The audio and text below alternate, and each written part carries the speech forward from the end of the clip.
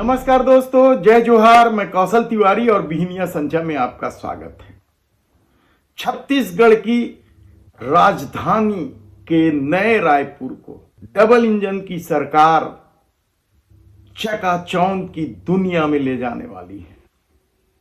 साज सज्जा और सौंदर्यीकरण के साथ साथ नए रायपुर को चमकाने के लिए 500 करोड़ रुपए खर्च किए जाएंगे, क्योंकि ये विष्णु का सुशासन है। और दूसरी तरफ युवाओं के साथ किस तरीके से खिलवाड़ हो रहा है, किस तरीके से आम लोग तकलीफ में हैं, इन सब बातों से क्या सत्ता को कोई लेना देना नहीं है।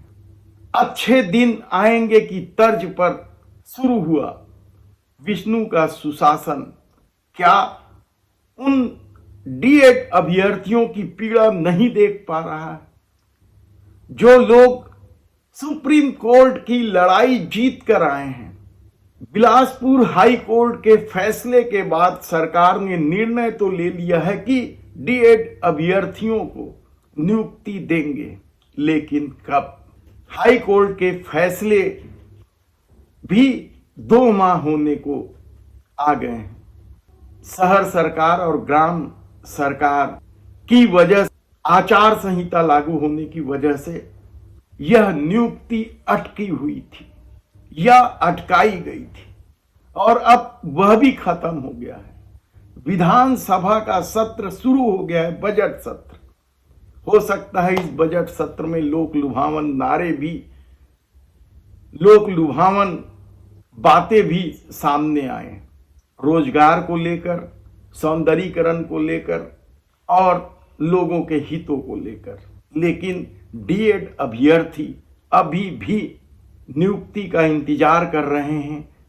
और दूसरी तरफ अब खबर आ रही है कि आंदोलन की रूपरेखा भी वे बना रहे हैं नए सिरे से।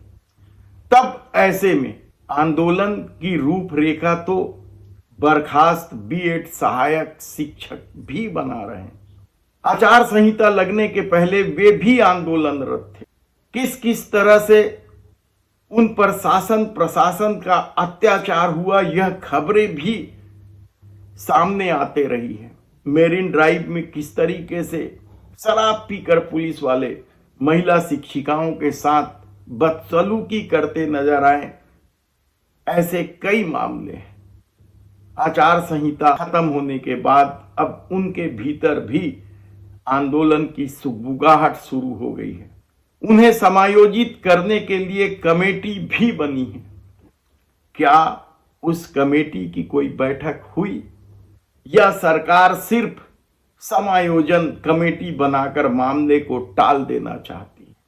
अंधेरा गहराने लगा है, वे उद्वेलित होने लगे हैं। उनकी पीड़ा कौन सुनेगा? यानी नौकरी तो दे नहीं पा रहे हैं, और जिनकी नियुक्ति हुई है मेरिट के आधार पर उन्हें बर्खास्त कर दिया गया। लेकिन अंधेरा तो उन छात्रों के भविष्य पर भी मंडराने लगा है जो छात्रवृत्ति योजना के तहत आते हैं। केंद्र सरकार ने नए नियम लागू किए, कुछ बदलाव किए हैं, जिसके तहत विद्यार्थियों को और उनके पालकों को वार्षिक आय का ब्यौरा देना पड़ेगा, और क्रीमी लेयर जो 1 लाख रुपए तक था उसे 2.5 लाख रुपए कर दिए। यानी जो 1 लाख के दायरे में आकर छात्रवृत्ति से वंचित थे, उन छात्रों को छात्रवृत्ति मिलनी है। केंद्र सरकार की यह योजना है, लेकिन प्रदेश में इसे अब तक लागू नहीं किया गया है या अमली जामा नहीं पहनाया गया। यानी सोचिए कि केंद्र सरकार उन बच्चों को छात्रवृत्ति देना चाह रही है, लेकिन राज्य शांत बैठा है। पीड़ादायक खबर तो बिलासपुर के तिलक नगर स्थित आत्मानंद स्कूल की भी है।